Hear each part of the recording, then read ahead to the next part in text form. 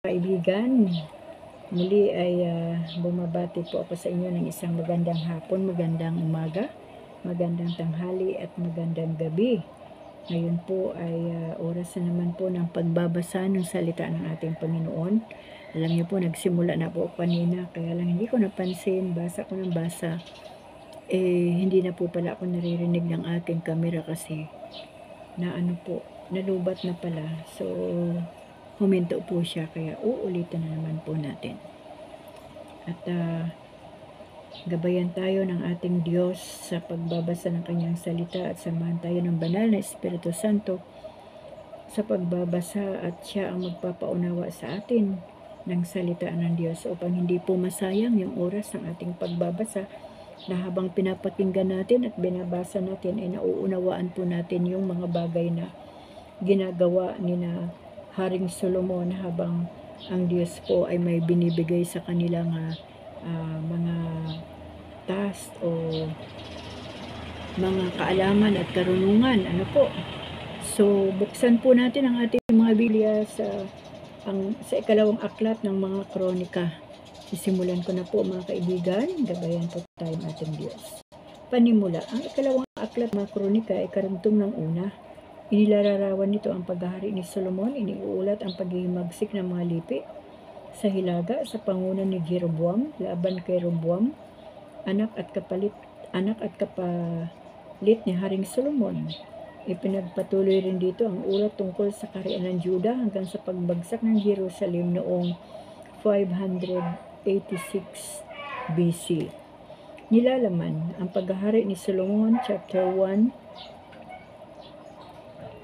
verse 1, 9 hanggang 31. A. Ang mga unang taon. B. Tinayo ang templo. K. Ang mga huling taon. Ang paghihimagsik ng mga lipi sa hilaga, ang mga hari ng Juda, ang pagbagsak ng Jerusalem. Simulan ko na mga kaibigan ng chapter 1. Chapter 1. Karunungan kaloob kay Solomon. Naging matatag ang paghahari ni Solomon na anak ni David sapagkat sumasa kanya si Yahweh. Ipinatawag niya ang mga pinunong namamahala sa libo-libo at sa daan-daan, ang lahat ng may kapangyarihan at ang buong bayan. Isinama niya ang mga ito sa burol ni Gabaon sa toldang tipanan na ginawa ni Moises noong sila'y nasa ilang. Ngunit wala roon ang kaba ng tipan pagkat ito'y kinuha ni David sa Kiriath Jearim at dinala sa Jerusalem sa tordang itinayo niya roon. Ang nasa Gabaon sa harap ng torda ni Yahweh ay ang dambanang tanso na ginawa ni Bezalel, anak ni Uri at apo ni Hur. Pagdating sa Gabaon, nag-alay si Solomon ng 1,000 handog na susunugin sa dambanang tanso.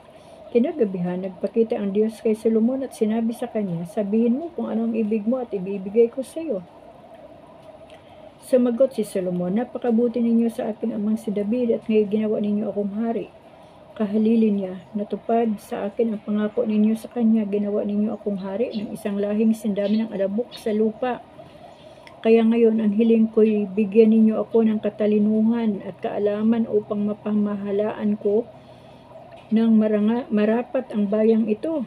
Kung hindi ninyo ako bibigyan ng kakayahan, paano ko pamamahalaan ang malaking bayang ito? Mabuti ang hiniling mo," sagot ng Diyos kay Solomon. "Hindi ka naghangad ng kayamanan o karangalan, hindi mo hinihiling ang kamatayan ng iyong mga kaaway o pahabain ang iyong buhay sa halip. Ang hiningi mo ay katalinuhan at kaalaman sa pamalakad sa bayang ito na niloob kong pagharian mo. Ipinagkakaloob ko sa iyo ang hinihingi mo at hindi lamang iyan, bigyan pa kita ng kayamanan at karangalan na kailan may di kamtan ng mga haring nauna sa iyo at di kakamtan ng mga susunod pa." Pagkatapos niyon, bumalik si Solomon sa Jerusalem. Ang kayamanan at kapangyarihan ni Solomon. Nagtatag si Solomon ng isang hukbong binubuo ng 12,000 kabayuhan at 1,400 na karwahe. Ang mga ito inilagay niya sa Jerusalem at sa iba't ibang lungsod sa panahon ng paghahari niya. Ang ginto at pilak sa Jerusalem ay naging pangkaraniwan lamang na parang bato at ang kahoy na sidro ay naging sindami ng sikomoro sa kapatagan. Ang mga kabayo niya ay galing pa sa Ehipto at sa Cilicia na binibili ng kanyang mga tagapamili. Bumibili rin siya ng mga karwahe sa Ehipto sa halagang 600 siklo ang isa At sa 150 siklo naman ang isang kabayo. Ang mga ito'y ipinagbibili naman niya sa mga hari ng mga Hiteo at mga Arameo. Chapter 2. Paghahanda sa pagtatayo ng templo, ipinasya ni Solomon na magtayo ng templo para kay Yahweh at ng palasyo para sa hari. Nagtalaga siya ng 80,000 katao na magtitipak ng bato sa bundukan, 70,000 tagahakot at 3,600 tagapamahala. Matapos sumulat siya kay Huram na hari ng Tiro at ganito ang sinabi, "Napakaganda ng pagtitinginan ninyo ng aking amang si David. Pinadala ninyo siya ng mga kahoy na sedrong ginamit sa pagtatayo ng kanyang palasyo. Ngayon, magtatayo naman ako ng isang templo para kay Yahweh. Ito itatalaga ko sa kanya, doon ako magsusunog ng kamanyang at mag-aalay ng tinapay at handog na susunugin sa umaga, sa hapon, sa araw ng pamamahinga, sa bagong buwan at sa mga takdang kapistahan ni Yahweh na aming Diyos, sapagkat ito'y utos sa Israel magpakailanman. Malaki ang templong ipatatayo ko sapagkat higit na dakila ang aming Diyos kaysa alinmang Diyos. Kung sa bagay, sino ang makapagtatayo ng isang templong maaring tirhan niya, siya hindi magkasya sa kataas-taasang langit? At sino naman ako upang ipagtayo siya ng templo? Ang ipatatayo ko lamang ay isang templong mapagsusunugan ng mga handog. Kaya kung maaari, padala ninyo ako ng isang dalubhasang panday na ginto, pilak, tanso at bakal, sanay humabi ng purpura, iskarlata at hasinto at marunong umukit. Siya ang mamahala sa aking mga manggagawa dito sa Juda, sa Jerusalem. Mga taong inihanda ng aking amang si David, padalhan din ninyo ako ng mga kahoy na sidro, sipres at algo na galing sa Libano. Ang kubiyasa ang mga tauhan ninyo sa pamumutol ng kahoy sa Libano. Handa akong magpadala ng aking mga tauhan upang tumulong. Maraming kahoy na kailangan kong ihanda sapagkat malaki ang templong aking ipatatayo. Ako ang bahala sa pagkain ng inyong mga tauhan. Bigyan ko sila ng 74,000 litrong trigo, 74,000 litrong sibada, 162,000 galon ng alak, at 162,000 galon ng lamis. Ganito naman ang sagot ni Haring Huram, dahil sa pag-ibig ni Yahweh sa kanyang bayan, kayo ang ginawa niyang hari. Purihin siya, ang Diyos ng Israel, at lumikha ng langit at lupa.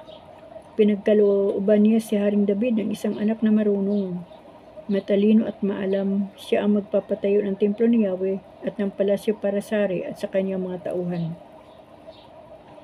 At ngayon, papupuntahin ko sa inyo si Huram, isang taong matalino at dalubhasa sa lahat ng gawain. Ang ina niya ay mula sa lipi ni Dan. Taga-Tiro naman ang kanyang ama. Isa siyang mahusay na panday ng ginto, pilak, tanso at bakal. Sanay siyang gumawa ng mga sangkap na bato o kahoy man. Bihasa siyang humabi ng mga kayong purpura, hasinto, iskarlata at linong mamahalin. Magaling din siyang umukit ng lahat ng uri ng larawan, ano pat maaari niyang gawin ang anumang utos ninyo sa kanya. Kasama ng mga manggagawa ninyo at ng inyong mahal na amang si David, kaya ipadala na ninyo rito ang trigo, sibada, langis at alak na inyong ipinangako, at magpapaputol na kami ng lahat ng kahoy na kailanganin ninyo. Mula sa Libano babalsahin namin sa dagat ang mga kahoy hanggang sa Jupi. Buhat naman doon kayo na ang magpahakot dyan sa Jerusalem. Ipinakuha ni Solomon ang bilang ng lahat ng dayuhan sa Israel tulad ng ginawa ni David, at nakabilang sila na 153,600 katao. Itinalaga niya ang 70,000 sa paghahakot at ang 80,000 sa pagtitibag ng bato sa bundok. Ang 3,600 naman ay ginawa niyang tagapamahala. Chapter 3. Ang Templo sa Jerusalem. Ang templo sa Jerusalem ay itinayo ni Solomon sa bundok ng Moriah, sa giikan ng Yebusyong si Ornan. Ang puok na iyon ay inihanda ni David matapos pakita sa kanya si Yahweh. Sinimulan niya ang pagpapagawa nito ng ikalawang buwan ng ika-4 na taon ng kanyang paghahari. Ito ang sukat ng templo sa Jerusalem, 70 talampakan ang haba at 30 talampakan ang luwang. Ayon sa matandang paraan ng pagsukat, ang haba ng portiko sa dakong harap ng templo ay 30 talampakan. Kapantay ng luwang ng kabahayan at 15 talampakan naman ang luwang. Binalutan niya ng lantay na ginto ang loob nito. Ang daking banal ay tinakpan niya ng mga tablang sipres, pagkatapos binalutan niya ito ng lantay na ginto at inukitan ng mga punong palma at kadinang bulaklak. Pinalamutihan pa niya ito ng napakagandang batong hiyas at gintong galing sa Parvaim. Binalutan nga niya ng ginto ang buong kalakhan ng templo. Ang mga hamba, ang mga pinto at mga dingding, pinaukitan pa niya ito ng mga larawan ng kirubin. Ang haba naman ng dakong kabanal-banalan ay 30 talampakan, kapantay ng luwang ng kabahayan, at 30 talampakan ang luwang. Binalot din niya ito ng lantay na ginto na umabot sa 600 talento.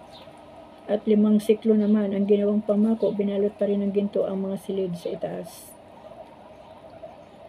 Nagpagawa siya ng 2 larawan ng kirubin sa loob ng dakong kabanal-banalan. Binalot din ito ng ginto. 30 talampakan ang kabuang haba ng mga pakpak ng 2 kirubin, 5 siko ang bawat isang pakpak. Ang dulo ng isang pakpak ng unang kirubin ay aabot sa dingding at ang dulo naman ng kabilang pakpak ay aabot sa dulo ng pakpak ng ikalawang kirubin. Gayon din naman, ang dulo ng isang pakpak ng pangalawang kirubin at aabot sa kabilang dingding at ang dulo ng kabilang pakpak ay aabot naman sa dulo ng pakpak ng unang kirubin. Kaya't ang nasasakop ng kanilang mga pakpak ay 30 talampakan, nakatayo ang mga kirubin at kapwa nakaharap sa kalakhan ng templo. Mga tilang hinabi sa lanang, morado, purpura, eskarlat at mamahaling lino ang ginamit niyang tabing. Pinabordahan pa niya ito ng mga larawan ng kirubin. Ang 2 haliging tanso. Sa harap ng templo, nagtayo siya ng 2 haligi na 52 talampakan ang taas at may kapitel na 7 talampakan ang taas. Nagpagawa siya ng mga kadena at isinabit na parang kwintas ng mga kapitel at 100 granadang tanso na ikinabit sa mga kadena. Itinayo niya ang mga haligi sa harap ng templo, isa sa kanan at isa sa kaliwa. Ang nasa kanan ay tinawag na Jakin at ang nasa kaliwa ay tinawag na Bus. Chapter 4. Mga kasangkapan sa patio ng templo. Gumawa siya ng isang dambanang tanso na 30 talampakan ang haba, gayon din ang luwang at 15 talampakan ang taas. Pagkatapos, ipinagawa niya ang dagdagatang tanso. Ito'y isang malaking kawa, 15 talampakan ang luwang ng labi, 7 talampakan ang lalim at 45 talampakan ang kabilugan. Ang gilid ng dagat-dagatan sa gawing labas ay may 2 hanay ng mga dibuhong animoy mga turong sunod-sunod. Ang mga ito'y binubo na kasama ng kawa. Ang patungan ng dagat-dagatan ay 12 turong magkakatalikod, 3 sa hilaga, 3 sa timog, 3 sa kanluran at 3 sa silangan. Isang damak ang kapal ng kawa at ang labi nito'y hugis kupa. Parang bulaklak na liryo, ang kaway maaring maglaman ng 3,000 balding tubig. Nagpagawa pa rin siya ng 10 palangganang hugasan, 5 sa gawing kanan at 5 sa kaliwa. Doon nililinis ang mga handog na susunugin at sa dagat-dagatan naman naguhugas ang mga saserdote. Nagpagawa rin siya ng 10 ilawang ginto katulad ng ipinagawa ni Yahweh kay Moises. Ipinalagay naman niya ang mga ilawang ito sa dakong banal, 5 sa gawing kanan at 5 sa kaliwa. Pagkatapos, nagpagawa siya ng 10 lamesa at ipinalagay rin sa dakong banal, 5 sa gawing kanan at 5 sa gawing kaliwa. Nagpagawa rin siya ng 100 inumang ginto. Ipinagawa rin niya ang patio ng mga saserdote at ang patyong malaki. Pati ang mga pinto nito, ang mga panakip ng pinto ay binalot niya sa tanso. Itinayo niya ang dagat-dagatan sa gawing kanan. Sa dakong timog silangan, gumawa rin si Huram ng mga sisidlan ng abo, mga pala at mga kalderong sahuran ng dugo. Tinapos nga ni Huram ang lahat ng ipinagawa sa kanya ni Haring Solomon para sa tahanan ng Diyos. Ang 2 haliging tanso, ang mga moldura ng mga kapitel sa dulo ng mga haligi, at ang 2 hanay ng palamuti na animoy lambat na nakapaligid sa mga kapitel. Ang 400 granadang tanso na 2 hanay ang pagkakabit sa mga palamuting nakapaligid sa mga kapitel. Ang 10 palanggana at ang 10 patungan ng mga ito, ang dagat-dagatang tanso at ang 12 turong kinapapatungan nito ang mga lalagyan ng abo, mga pala at mga pantusok at iba pang kasangkapan. Ang lahat ng kasangkapang ito na pawangyari sa pininis na tanso ay ginawa ni Huram para sa tahanan ni Yahweh. Sa utos ni Haring Solomon, ipinabubuo ng hari ang lahat ng ito sa kapatagan ng Jordan sa pagitan ng Sukot at Sirida. Sa karamihan ng mga kagamitang ito, hindi na kayang timbangin ang ginamit na tanso. Ipinagawa rin ni Solomon ang mga kasangkapan sa loob ng tahanan ng Diyos. Ang dambanang ginto, ang mga misang pinaghahanayan ng tinapay na handog, ang mga ilawang lantay na ginto, pati ang mga ilawang dapat sindihan sa harap ng dakong kabanal-banalan ayon sa kautusan. Ang mga palamuting bulaklak, ang mga ilawan at mga pampatay ng ilaw na pawang gintong lantay, ang mga kutsilyo, ang mga lalagyan ng dugo, ang mga sisidlan ng kamanyang na pawang gintong lantay, pati ang mga pinto ng templo ng dakong banal at dakong kabanal-banalan ay balot din ng ginto. Chapter 5. Nayari ang lahat ng ipinagawa ni Solomon para sa tahanan ni Yahweh at ipinasok niya sa taguan ang lahat ng bagay na natatalaga sa Diyos mula pa sa panahon ni David, ginto, pilak at mga kagamitang sagrado. Dinala sa templo ang kabanantipan, ipinatawag ni Solomon sa Jerusalem ang matatanda ng Israel, ang mga pangulo ng mga lipi, ang mga pinuno ng mga angkan upang kunin sa Sion, sa lungsod ni David, ang kabanang tipan. Kahit nagtipon-tipon ang kalalakihan ng Israel noong pista ng mga tulda. Pagdating ng matatanda ng bayan, binuhat ng mga Levita ang kabanang tipan at ipinasok sa templo. Ipinasok din ng mga saserdote at ng mga Levita ang tuldang tipanan at ang mga kagamitang sagrado. Pagkatapos, si Haring Solomon at ang buong kapulungan ng Israel ay naghandog ng napakaraming baka at tupang sa harap ng kabanang tipan at ipinasok ng mga saserdote ang kabanang tipan sa dakong kabanal-banalan. Inilagay nila ito sa ilalim ng mga pakpak ng mga kerubin. Nakabuka ang mga pakpak ng mga kerubin, anupat nalulukuban ng mga iyon ang kaban ng tipan at ang mga pasanan nito. Ang mga pasanan na ilampas sa magkabilang dulo ng kaban at nakikita ito mula sa dakong banal, ngunit hindi ito buhat sa labas ng templo. Ganito pa rin ang ayos ng lahat ng iyon hanggang ngayon. Walang laman ang kaban kundi ang 2 tapyas ng batong inilagay roon ni Moises noong sila'y nasa Horeb. Ito ang mga tapyas ng batong kinasusulatan ng tipan na pinagtibay ni Yahweh sa bayang Israel nung umalis sila sa Ehipto. Ang kaningningan ni Yahweh. Ang lahat ng saserdoting naroon bagamat iba't ibang pangkat ay nagtalaga ng kanilang sarili sa paglilingkod. At paglabas nila mula sa templo, nakatayo naman sa gawing silangan ng dambana ang mga awit ng mga Levita, sina Asaph, Heman at Jeduthun, kasama ang kanilang mga anak at mga kapatid. Nakadamit sila ng mamahaling lino at tumutugtog ng simbalo, alpa at lira. Kasalo ng mga trompeta na hinihipan ng 120 saserdote. Ang mga umiihip ng trompeta at ang mga awit ay sama-samang nagpupuri at nagpapasalamat kay Yahweh sa salo ng mga trompeta, simbalo at iba pang mga instrumento ay inaawit nila ang ganitong papuri. Sapagkat siya'y mabuti, ang pag-ibig niya'y walang hanggan at ang templo, ang tahanan ng Diyos, ay napuno ng ulap. Kaya't ang mga saserdote hindi kapanatili sa loob upang maglingkod, lumaganap sa tahanan ng Diyos ang kaningningan ng kanyang di malirip na kamahalan. Chapter 6. Sinabi noon ni Solomon, sinabi mo Yahweh na ibig mong manirahan sa makapal na ulap, ngunit ipinagtayo kita ng isang dakilang tahanan, isang lugar na tatahanan mo habang panahon. Pagkatapos humarap siya sa bayan at binasbasan, wika niya, purihin si Yahweh, ang Diyos ng Israel. Tinupad niya ang kanyang pangako kay David na aking ama. Sinabi niya noon, mula nang hanguin ko sa Ehipto ang aking bayan hanggang ngayon, hindi ako pumipili ng alinmang lungsod sa 12 lipi upang ipagtayo ako roon ng isang templo na aking matitirahan. Hindi pa rin ako pumipili ng sinuman upang mamuno sa Israel, ngunit pinili ko ang Jerusalem upang maging tahanan ko at hinirang ko si David upang mamuno sa aking bayang Israel. Binalak ng aking ama na ipagtayo ng tahanan si Yahweh ang Diyos ng Israel, ngunit sinabi sa kanya ni Yahweh, mabuti ang binabalak mong magtayo ng isang templo para sa akin, subalit hindi ikaw ang magtatayo niyon, kundi ang isa sa magiging anak mo.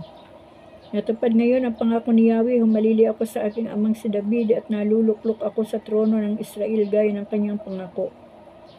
Naitayo ko na ang templo sa ikararangal ni Yahweh, ang Diyos ng Israel. Naroon na ang kabanantipan at kinalalagyan ng kautosang nakatirik sa bato ng pinagtibay ni Yahweh sa mga anak ng Israel. Ang panalangin ni Solomon para sa sarili. Pagkatapos, kaharap pa rin ang buong bayan, tumayo si Solomon sa harap ng dambana. May ipinagawa siya na isang platapormang tanso, 5 siko ang haba at luwang. Gayon din ang itaas. Umakyat siya roon at lumuhod na kitang-kita ng buong kapulungan ng Israel. Itinaas niya ang kanyang mga kamay at nanalangin ng ganito, Yahweh, Diyos ng Israel sa langit at sa lupa.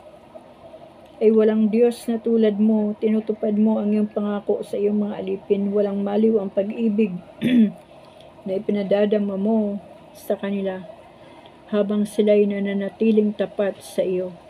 Tinupad mo ngayon ang iyong pangako sa aking amang si David. Nawa Yahweh, patuloy mong tuparin ang iyong pangako kay David na iyong alipin nang sabihin mo sa kanya, hindi ko ipahihintulot na ang iyong angkan ay mawalan ng isang nakaluklok sa trono ng Israel kung ang iyong mga anak ay susunod sa kalooban ko.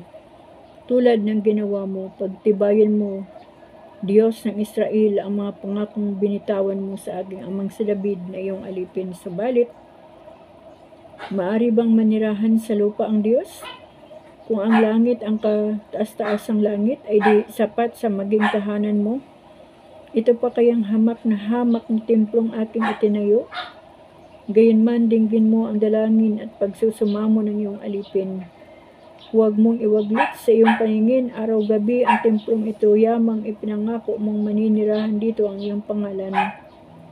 Sa gayon, maririnig mo ang mga dalangin ng iyong mga alipin tuwing ako'y mananalangin dito. Idinalangin ni Solomon ang bayan, dinggin mo ang iyong alipin at ang iyong bayan tuwing kami mananalangin sa lugar na ito. Dinggin mo kami mula sa iyong luklukan sa langit at pagkarinig mo'y patawarin kami. Sakaling magkasala ang isang tao sa kanyang kapwa at siya'y panumpain sa harap ng iyong dambana sa templong ito, dinggin mo siya, Yahweh, buhat sa langit. Ikaw ang humatol sa kanya, parusahan mo ang nagkasala at pagpalain ang walang sala. Sakaling ang bayan mong Israel ay malupig ng kaaway dahil sa kanilang pagkakasala, sa sandaling magbalik loob sa iyo, kumilala ng iyong kapangyarihan, dumalangin at manawagan sa templong ito. Dinggin mo sila at patawarin, ibalik mo sila sa lupaing iyong binigay sa kanilang mga ninuno. Sakaling mapinid ang langit at hindi pumatak ang ulan sapagkat nagkasala ang bayan mong Israel, kung sila'y manalangin sa templong ito, magpuri sa iyong pangalan at magsisi sa kanilang kasalanan, sa pagkakilalang iyon ang dahilan ng iyong pagpaparusa, dinggin mo sila. Patawarin mo ang iyong mga alipin, ang bayan mong Israel. Ituro mo sa kanila ang landas na dapat nilang tahakin. Papatakin mo na ang ulan sa lupaing ibinigay mong pamana sa iyong bayan. Sakaling gumaganap sa lupain ng taggutom at salot, kung malanta at matuyo ang mga halaman, kung ang mga ito'y dagsa ng sorry po, ng kaibigan ha.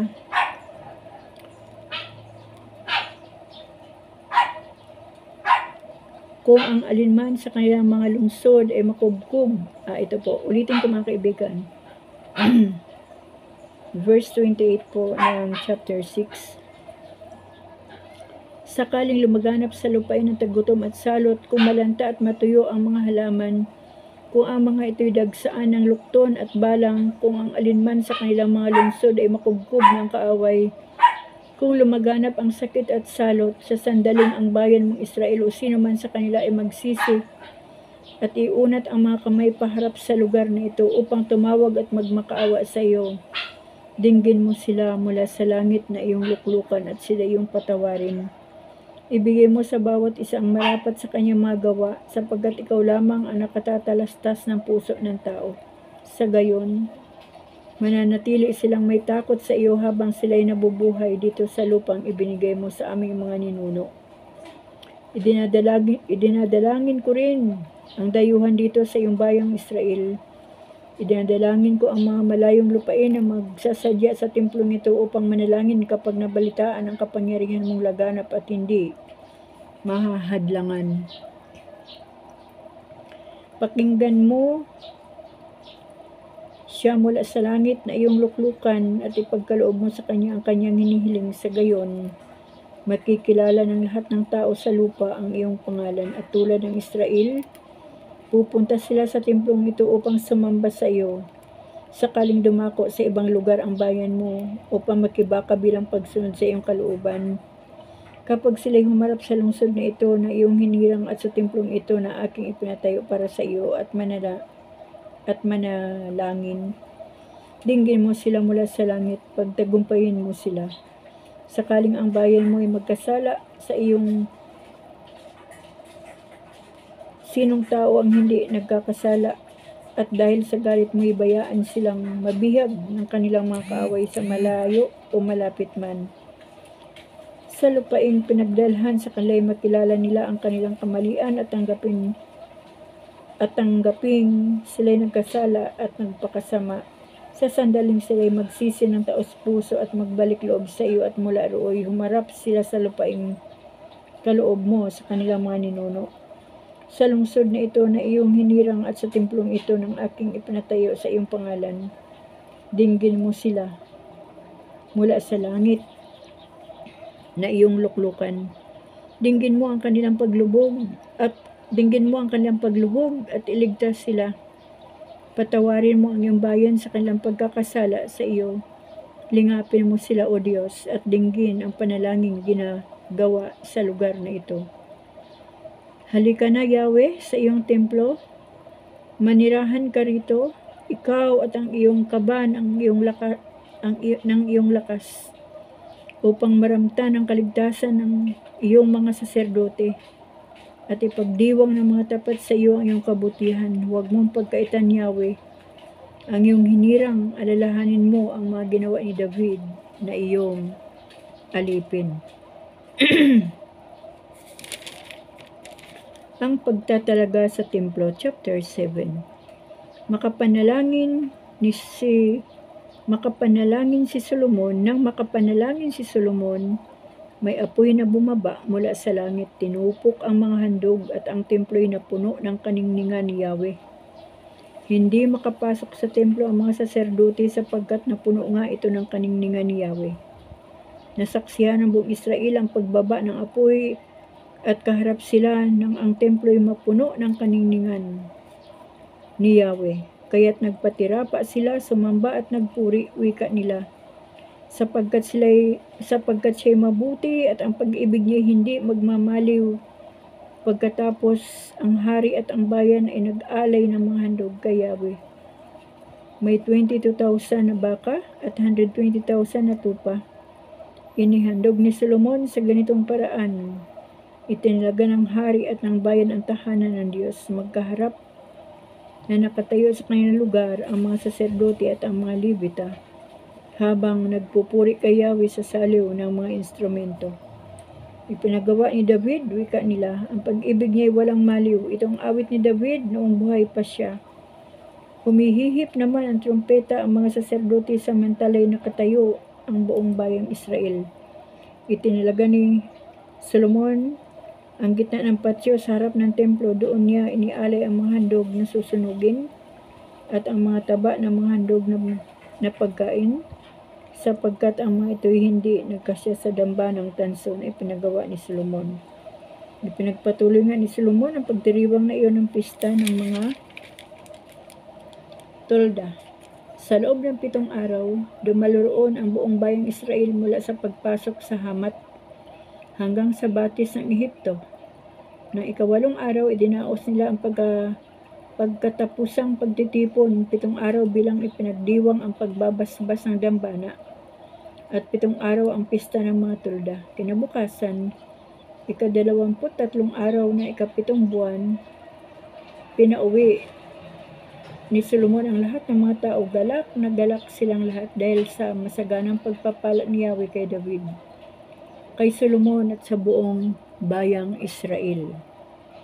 Ang Diyos ay nakipag-usap uli kay Solomon na ipagawa nga ni Solomon ang templo at ang sarili niyang palasyo. Buong-buo niyang sinunod ang lahat ng plano niya ukol dito. Isang gabi, sinabi sa kanya ni Yahweh, "Narinig ko ang iyong dalangin, itinangi ko ang lugar na ito para paghandugan ng mga alay sa akin. Maaring ipinig ko ang langit at hindi pumasok ang ulan. Maaring magpadala ako ng mga balang upang salantain ang lupain ito. Maaring palaganapin ko sa aking bayan ang salot, ngunit sa sandaling ang bayang ito na aking pinili ay magpakumbaba, manalangin, hanapin ako at talikdan ang kanilang kasamaan, diringgin ko sila, patatawarin ko sila at ibabalik ko sa kanilang lupain ang katiwasayan at kasaganaan. Diringgin ko nga ang mga dalangin gagawin dito ngayon at magpakailanman.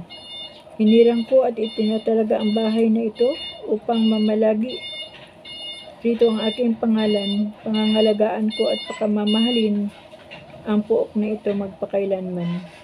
Tungkol naman sa iyo, kung manatili kang tapat sa akin gaya ng iyong amang si David, kung susundin mo ang lahat kong mga utos at tagubilin, magiging matatag ang iyong paghahari, na ipangako ko sa kanya na hindi siya mawawalan ng supling na lalaki na maghahari sa Israel. Ngunit kapag tinalikdan ninyo ako at hindi ninyo sinunod ang kautusan at ang mga tagubilin na ibinigay ko sa inyo, kapag kayo sumamba at naglingkod sa mga Diyos-Diyosan, palalayasin ko kayo sa lupain ito na ibinigay ko sa inyo. Itatakwil ko ang templong ito na itinalaga ko sa aking pangalan, anupat magiging katatawanan kayo at tampulan ng panunuya ng mga bansa. Ang bawat magdaan sa tapat ng templong ito na ngayon napakaganda ay mapapailing at ganito ang sasabihin, bakit kaya ganyan ang ginawa ni Yahweh sa lupain ito at sa templo? Ito naman ang isagot sa kanila, sapagkat tinalikdan nila si Yahweh, ang Diyos ng kanilang mga ninuno, at humango sa kanila sa Ehipto. Dumulog sila sa mga Diyos-Diyosan at ang mga ito ang kanilang sinamba at pinaglingkuran, kaya naman pinarasahan sila ni Yahweh. So yun mga kaibigan, hanggang dito po tayo sa chapter 7 from chapter 1 to verse 7. Ano po? Isang bagay po dito ang aking nais po na bigyang diin. Sabi po dito sa chapter 7 verse 19 ng 2 Chronica, sabi po dito, ngunit kapag tinalikdan ninyo ako at hindi ninyo sinunod ang kautusan at mga tagubilin na ibinigay ko sa inyo, kapag kayo'y sumamba at naglingkod sa mga Diyos-Diyosan, palalayasin ko kayo sa lupain ito na ibinigay ko sa inyo. Itatakwil ko ang templong ito na itinalaga ko sa aking pangalan, anupat magiging katatawan kayo at tampulan ng mga panunuya ng mga bansa. So yun po, purihin po ang ating Panginoon mga kaibigan sa ating binasa na kanyang salita. May warning po ang Panginoon kay Solomon at sa mga Israelita. Ayan, na kapag tinalikdan na naman nila si Yahweh, ay talaga namang palalayasin sila sa lupain na ibinigay sa kanila. At ito pa ang isa pang ayaw na Yahweh.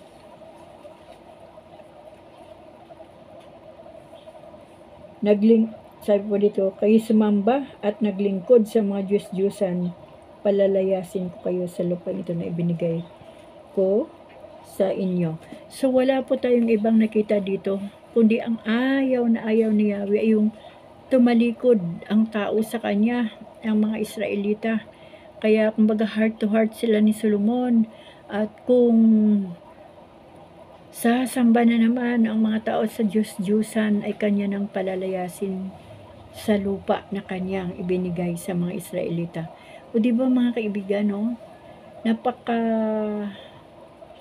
Babaw lang kung ating unawain ang ayaw ni Yahweh na gawin ng tao.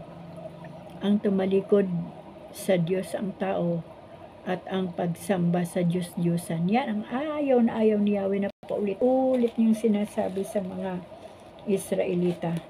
At kung ano man ang kanyang sinasabi sa mga Israelita, ay yun din ang kanyang nais na sabihin o gustong sabihin sa atin sa panahon natin.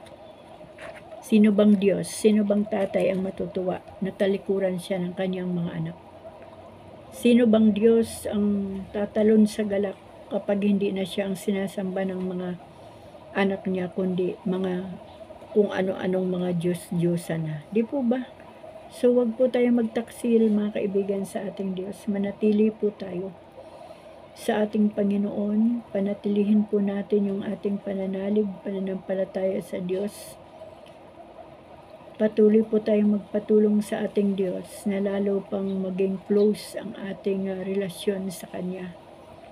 Upang sa ganon, anumang bagay ang ating nais na iparating sa Diyos o hilingin, ay madali po itong makakarating sa Kanyang ating mga panalangin at madali din pong makakarating sa atin ang tugon sa ating mga dalangin. Kaya mga kaibigan, ito po ang kagandahan ng pagbabasa ng salita ng Diyos. Marami po tayong nalalaman at nalalaman din po natin ang warning ng ating Panginoon. Nalalaman din natin yung mga biyaya ng ating Diyos na Kanyang ibibigay sa mga anak niya na masunurin. Kaya mga kaibigan, purihin po ang ating Panginoon. Maraming salamat sa ating Diyos sa hapong ito.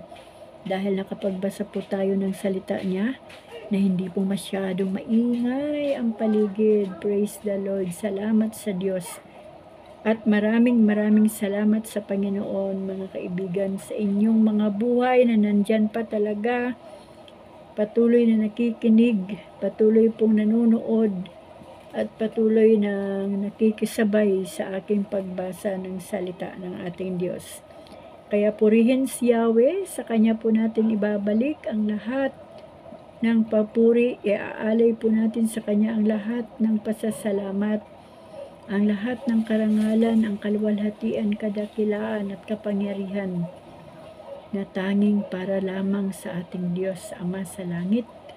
At atin po itong inaalay sa Kanya, sa pangalan po ng Kanyang pinakamamahal na bugtong niyang anak, ang ating Panginoong Hesus, ang ating tagapagligtas.